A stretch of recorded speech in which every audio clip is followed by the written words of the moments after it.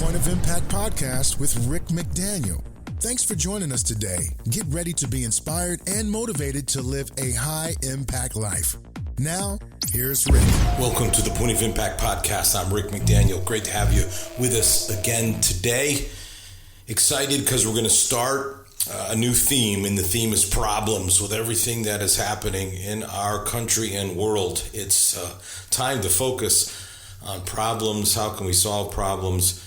And even international or big problems we can't solve, certainly the problems in our own lives. So I'm looking forward to spending the next 4 episodes, the next 4 weeks. Well, we might have one for Thanksgiving where I do something on gratitude. So not 4 straight weeks, but 4 episodes with an episode for gratitude around Thanksgiving that I think can be very helpful to you as well. But we've been doing these, what I would call one-off episodes, and those are great. And then it's great to do themes. And if those of you that have listened before for a while, you know, success, stress, happiness, we've hit a lot of the big ones. And now we're going to do this focus, deep dive over the next 4 episodes and talk about problems. Before we jump into that today, let me just say one thing someone reminded me of this week, which is I haven't said in a while that you can subscribe so that every Friday morning when this podcast drops, it'll just come right into your device that you listen to podcast on. You can get it. And so I want to encourage you to do that. That's the simplest and easiest way. It's just then you don't have to go looking for it. It'll just automatically be sent your way every Friday morning that this happens. Every time we're in season, and we are in season right now, sign up and get the podcast subscribed right to you. Piece of exciting news to share with you today. A little over 3 months ago, I did something for the Bible app, the YouVersion Bible app, one of the largest apps in the world, actually, the largest Bible app. I think it's like 570 million, something like that. It's an incredible number. They have a verse of the day video. I did that, and that was great. Phenomenal response. Over 1 million people watched that. And then I just got asked to do another one, and it's actually coming out on Monday. So this Monday, November 13th, you can go on the Bible app, and right there, as soon as you get on the front page, you'll see my picture, and that's the video, like a screenshot. And I'll be doing the verse of the day, and I'm just really, really excited. In the speaking world, it's great to be asked to speak, but the gold standard is, do you get asked back? If they ask you back, then that means you're doing something right. So it's great to be asked back. It's great to be able to share, and really something very helpful on guidance and the path that you can be on. So I think it'll help you a lot, and I encourage you to do that. I love these kind of million milestones. I wrote an article for Fox News, over 1 million people read it. I did a message that was listened to on the Pray app by over 1 million people, and now a video over 1 million. My only million left is I always wanted to have $1 million donated to the church or to the ministry. That hasn't happened yet, although, no joke, about a month ago, a guy came to me and said, I'm working on starting multiple businesses, and my hope is that by 2030, they will have generated $10 million. And if they do, I'm going to tithe the 10%, $1 million. To the ministry. So check back with me in 2030, or maybe it'll happen sooner. That would be great, wouldn't it? I also always remind the Lord that if he wants to really bless me, I'd be happy to be the $1 million giver of the $10 million income. So however it works. But anyway, I just encourage you to go to the Bible app on Monday and watch the 2-minute verse of the day video. As you know, I've got 7 reading plans on there as well that you can start. And so I'm real excited about that. It's a phenomenal honor and an opportunity to really encourage. My whole focus in life is to bring inspiration and motivation, encouragement to people. And this is just a great outlet to do that. I hope someday this podcast reaches 1 million. We're doing pretty well, but we're not in that range, that's for sure. So we'll see what happens. So we're starting this new focus on the theme of problems, and really, I had this planned actually a while ago, but I just thought, I really need to do it now with the war in Israel and the mass shooting in Maine, just as the two latest of course, of many. You can never go too long. I mean, between the recording of this and this podcast coming out, something else bad could happen. There's always things that are taking place. And that's just in terms of the macro. We get into the micro of our own lives. And I mean, come on, there's family problems. It could be a marriage. It could be children. There's financial problems. It could be a loss of a job or an investment or getting hit with some huge medical bill. It could be problems in your job, your work, your career. There's just a never-ending list. And you say, yeah, Rick, you're the inspiration guy. Yeah, well, you got to sort of lay it out there before you can get to the help. Got to identify it. So it's real, right? I mean, to solve problems, we need to understand them. By the way, the famous Einstein quote, you never solve a problem at the same level in which it was created. That's pretty smart from one of the world's smartest people. You never solve a problem from the level in which it was created.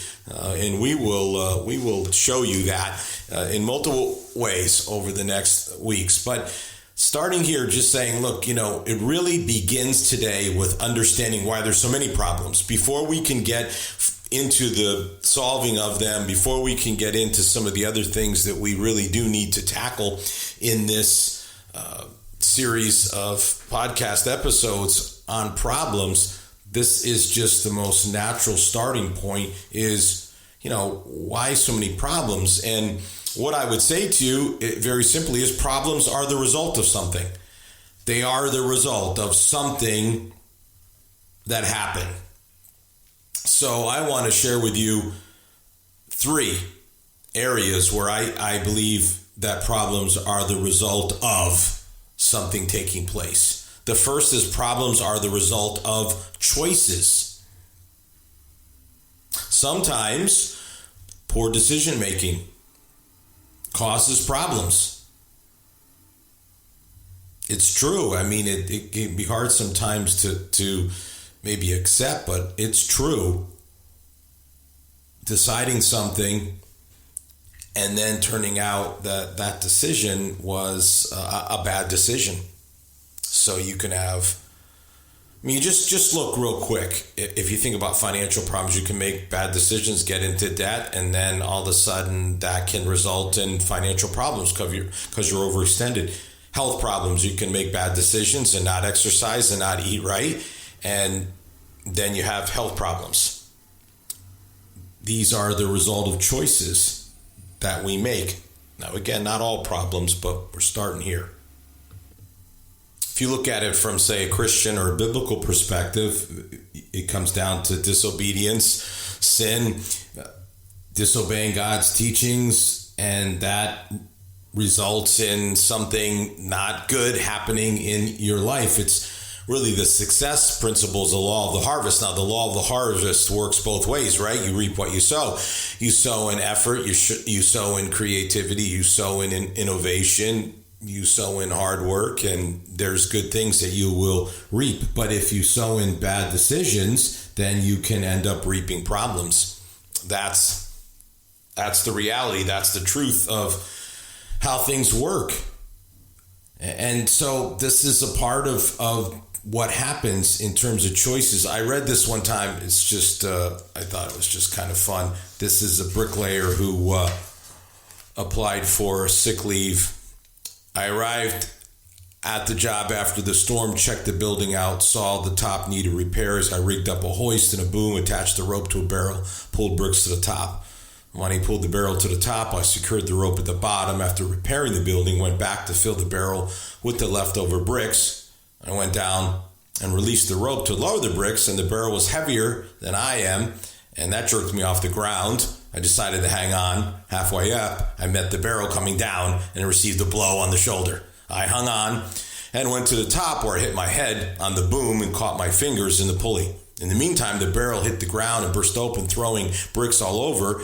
This made the barrel lighter than and I started down at high speed. Halfway down, I met the barrel coming up and received a blow to my shins. I continued down, fell on the bricks, receiving cuts and bruises. At this time, I must have lost all presence of mind because I let go of the rope and the barrel came down and hit me on the head.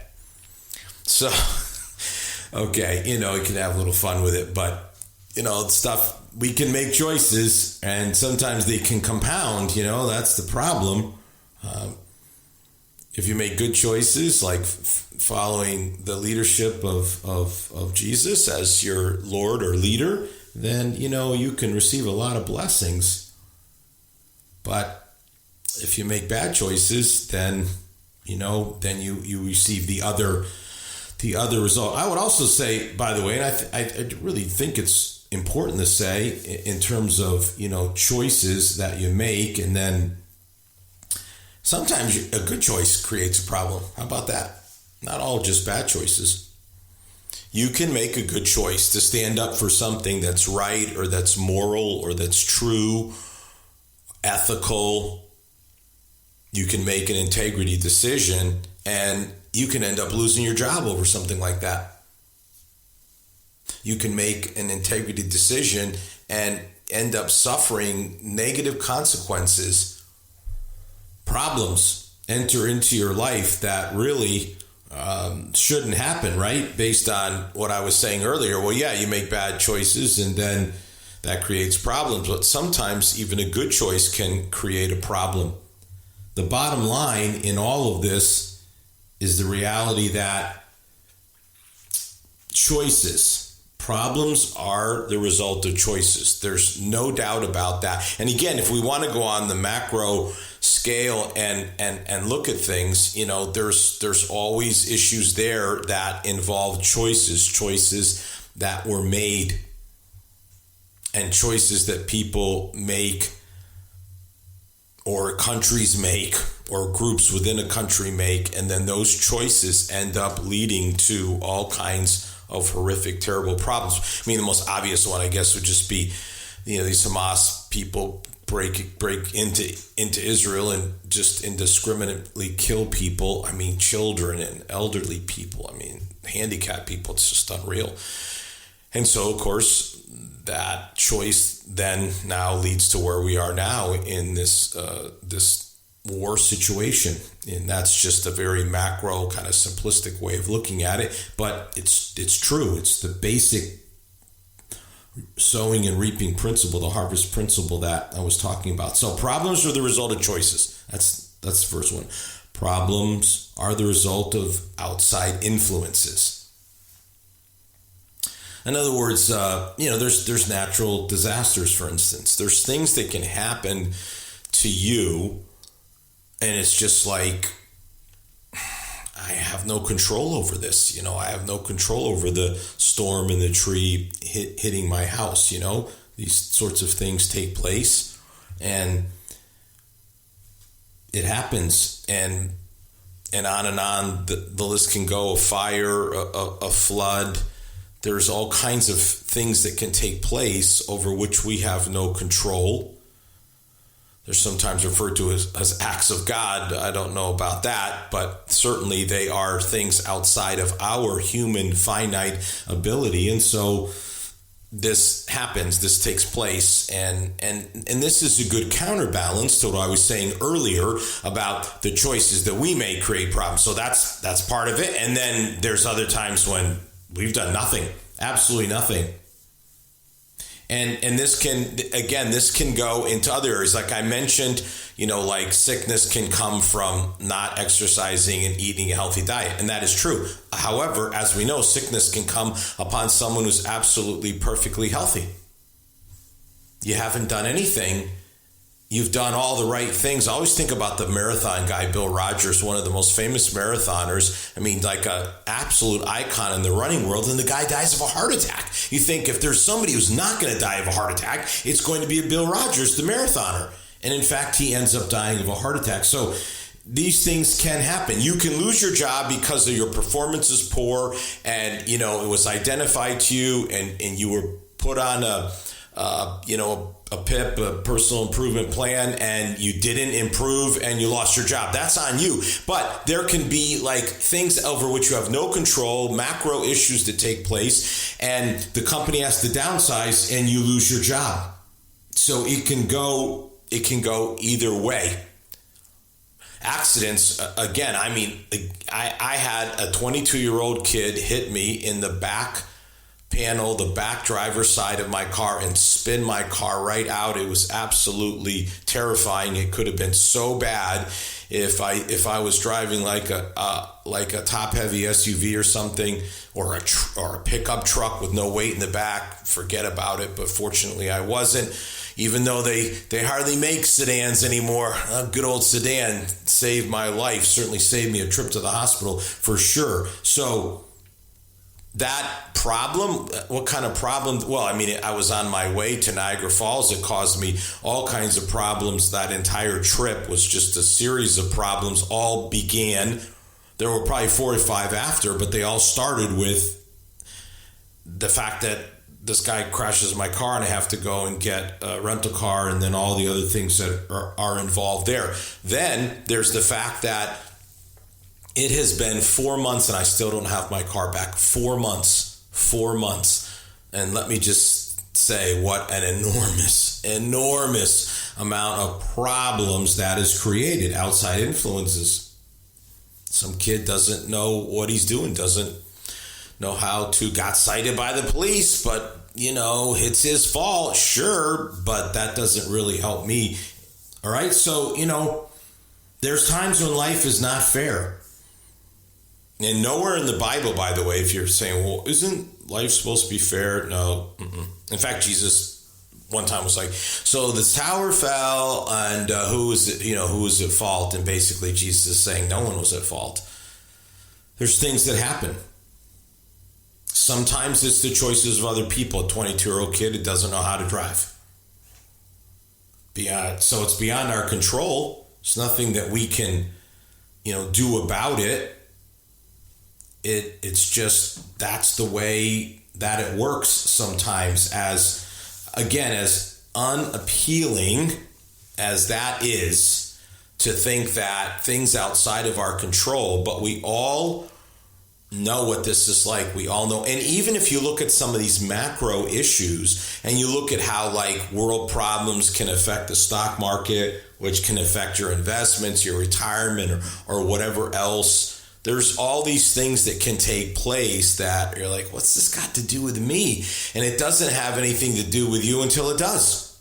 And we find ourselves in such a difficult situation that we never, ever wanted to be in. And the reason we're in it is because of outside influences that are not our fault, that are not our responsibility. And yet we find ourselves being negatively impacted, going 4 months without a car and all the rest. You can see how I'm getting this all out today. I've been sitting on this for a long time. Yeah, I mean, it has been an unbelievable experience, and there are so many parts to that story that could be told. So sometimes it's the result of choices that you make, bad choices mostly, but even some good choices. Sometimes it's the result of outside influences or the choices that others make that end up so negatively impacting your life. And problems are the result of, say, testing, trials, testing, tribulation, whatever words, tribulations, whatever words you want to use. Jesus in the Gospel of John 16:33 said, in this life, you will have tribulations, you will have trials, you will have problems, you will have sorrows, you will have difficulties, all these analogous words. They all are all part of the same basic meaning. He said, now take heart because I've overcome the world, meaning in the end, God's going to work it all out. We're going to get to that, by the way, not today in this first episode, but we will get to that in these episodes on problems. I can assure you of that. But the guarantee is not life will be fair and you won't have problems. Jesus, very frank with us, in this world that you live in this life of yours, you're going to have problems. And you're going to have sufferings, and you're going to have trials, and you're going to have tribulations, and you're going to have difficulties. Sometimes God brings trials, troubles, problems into our lives. And you may say, really? I thought the enemy, you were going to blame it all on the enemy. Well, he certainly does too. We'll get to that, believe me. But I wanted to start with this because I think this is the part that sometimes people don't understand about how things can work. I mean, God can do this for various reasons. He may want us to learn something, to grow in a particular way. And the reality is that a problem will help us to do that. I don't know if you're familiar with this. It's pretty famous, and a lot of people have seen it, but way back in 1975, the Red Sox were playing in the World Series, and the Red Sox catcher was a guy named Carlton Fisk, and it was Game 6, and he came to bat, and he won the game with the home run, not the walk-off home run, but the game, he hit a home run. And what's made it so famous is that the camera shows him jumping up and down and like waving his arms. And what he's trying to do with waving his arms, he's saying, stay fair, don't go foul, don't become a foul ball, stay fair so that it will be a home run. And it's just one of the most famous shots in baseball history. But here is the backstory. That was never supposed to happen. The cameraman inside the Fenway Park scoreboard, and if you know Fenway Park, and I hope you do, and if you haven't been there, you absolutely should. It's like something you got to check off your list for sure. But there's the Green Monster, this giant wall, 40-foot wall, and inside the Green Monster is the scoreboard, old-fashioned scoreboard, replacing, by hand, all that sort of stuff. So the cameraman is inside the Fenway Park scoreboard. But here's the thing. He's supposed to be following the ball. But there was a rat inside the scoreboard. So he was watching the rat as it was circling him. And so instead of focusing the camera on the ball, leaving the park, he's focused on Fisk. Another camera caught the ball, showed that it was fair and not foul, and he ends up capturing this iconic image. So sometimes we encounter problems like the rat. We don't have any idea how they're going to be resolved, but because of them, we're going to see something we never would have seen without the problem. And it is such a, and if you've never seen it, just like go on YouTube and type it in because you need to see it. And frankly, it's going to mean so much more now when you see it that you know the story, because it's just such an amazing story about, how that all happened. And now you know the real backstory of that phenomenal, iconic picture and how that ended up taking place. So God loves us, and at times we need to have his hand of loving direction, discipline, correction, whatever you want to call it. Part of that, of course, results in us appreciating the blessings in our life more by going through the problems. But part of that too is just the way that it can take place. There was a Norfolk Southern train that was rolling down the track in Indiana, and the conductor spotted something on the tracks. Initially, he thought it was a dog, but then he realized it was a baby. A 19-month-old little girl, Emily Marshall, had wandered away from her home while her mother was planting flowers in the yard. So Lindley hit the brakes were hit, and the conductor bolted out the door along the edge of the front of the engine, but he realized there just wasn't time to jump off the train and grab the baby. So he went down the set of steps and squatted at the bottom, and the idea was he was going to grab the baby And that he realized as he got closer that that wasn't going to work. The baby had moved a little bit, but not enough. So he actually stretched out his leg and essentially kicked the baby out of harm's way.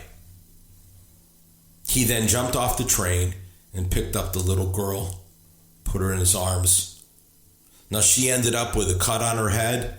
She ended up with a swollen lip. She ended up with some bumps and bruises, but she ended up alive. And it's a good picture. Sometimes the problems will give us a cut, a swollen lip, a bump, a bruise, but it's spared us from something so much worse.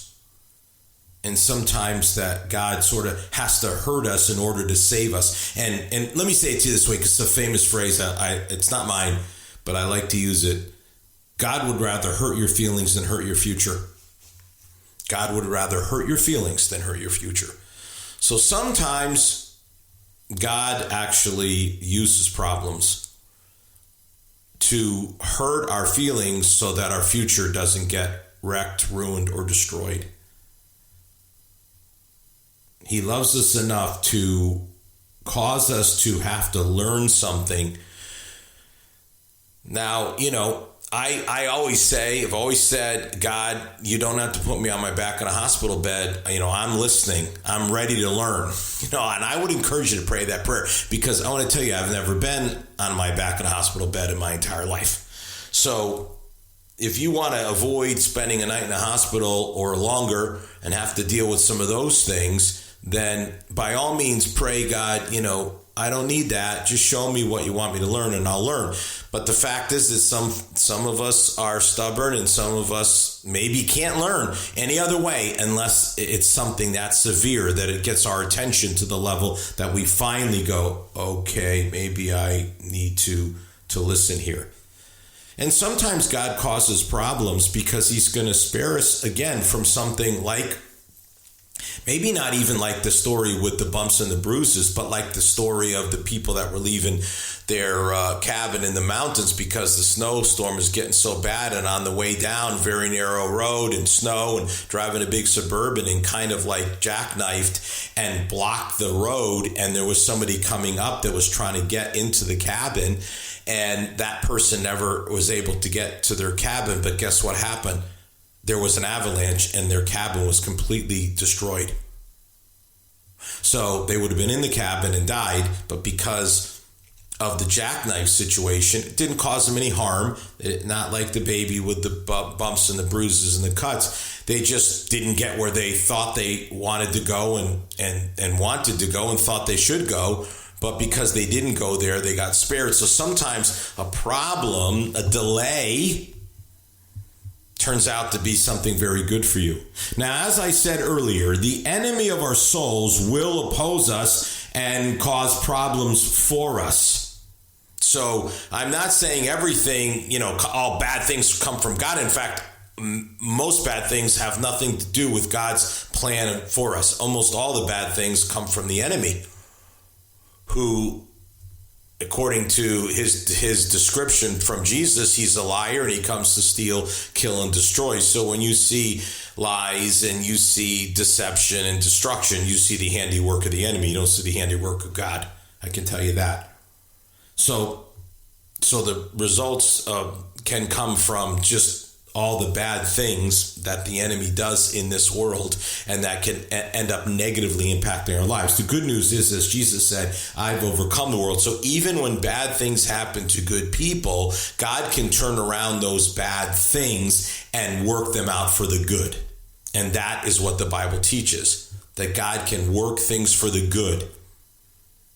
So even the problems can end up working out for the good in our lives. And we will, again, focus on this more in the weeks to come as we focus on this theme of problems, and we do a number of different episodes on it.